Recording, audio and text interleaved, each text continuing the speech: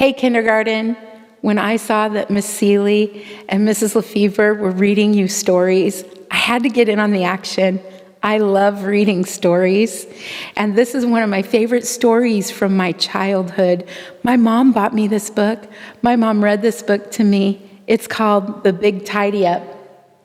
The author is Nora Smallridge, and it's illustrated by the guy who made the pictures is Les Gray. You guys, the pictures are my favorite part. So let's get started. I love this first page. And you know what's so funny? It even has my name as a little girl. It says Maria Wise. Save your books, guys. You'll love reading them. The Big Tidy Up. Jennifer knew, as well as you, that everything has its place. But she didn't care a whit, a bit. So her room was a real disgrace. Her shoe was askew on the windowsill. Her scarf was under the bed. Her beautiful box to keep ribbons in was full of old junk instead. A very old, worn-out lollipop was stuck to her bathrobe pocket, and her bureau drawer, it was plain to see, had been struck by a super rocket. What a mess.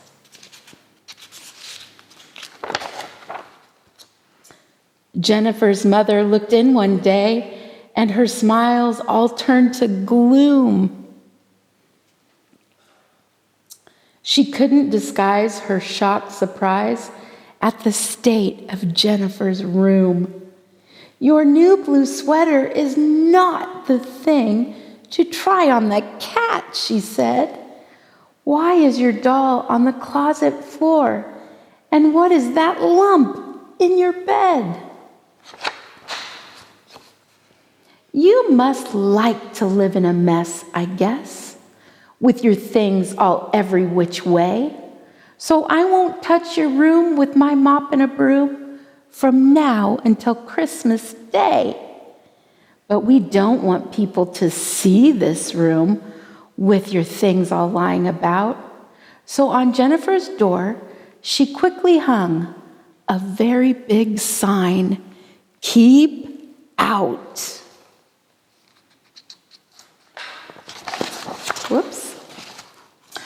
Jennifer had a lovely time for 2 or 3 days or more, and she set her hat on the ivy plant, and she hung her jeans on the floor. Her comb, 2 hankies, and 1 white glove fell under the bedside chair. So did her slip with a great big rip, and Jennifer left them there. Under her pillow, she kept some pie to eat when she woke at night, and a nice raw carrot or 2 to chew to give her an appetite. She did her homework in ink, I think, as she lay flat down on the bed. She got finger paint on the pillowcase and never turned down the spread. Then, little by little, things went wrong till Jenny was filled with gloom at the fusty, dusty, musty mess she had made of her nice pink room. The bed was so prickly, the floor was strewn, the chairs were heaped up too. There wasn't one bit of room to sit until she sat on a shoe. Up in the corner, he liked it there, a spider was calmly spinning. He had only a tiny web so far, but of course, he was only beginning. What a mess, you guys. Do you see the spider in the corner? Jen never could find 2 socks that matched. Not one of her shirts was clean. She looked at herself in the mirror once, and she wasn't fit to be seen. Oh, where had her hairbrush gone? There wasn't a single sign. Her hair stuck out all over her head, so she looked like a porcupine. Poor Jennifer. Jen sat and thought with a worried frown, perhaps I should run away. No one could live in a room like this from now until Christmas Day. But it wouldn't be fun to run and run, then have to sleep in a stall or a spooky wood, though of course I could, and not have a room at all. So, Jennifer opened her window wide to let in some good fresh air. The spider gave her a nasty look and scuttled off to who knows where.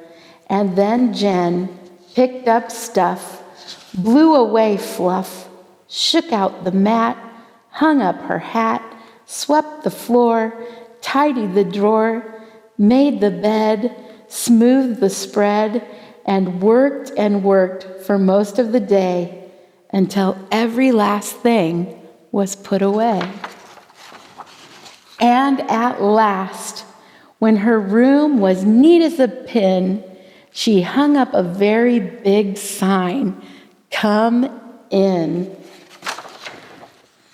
The end. I had a great time with you guys today. Hopefully I can read you another book soon.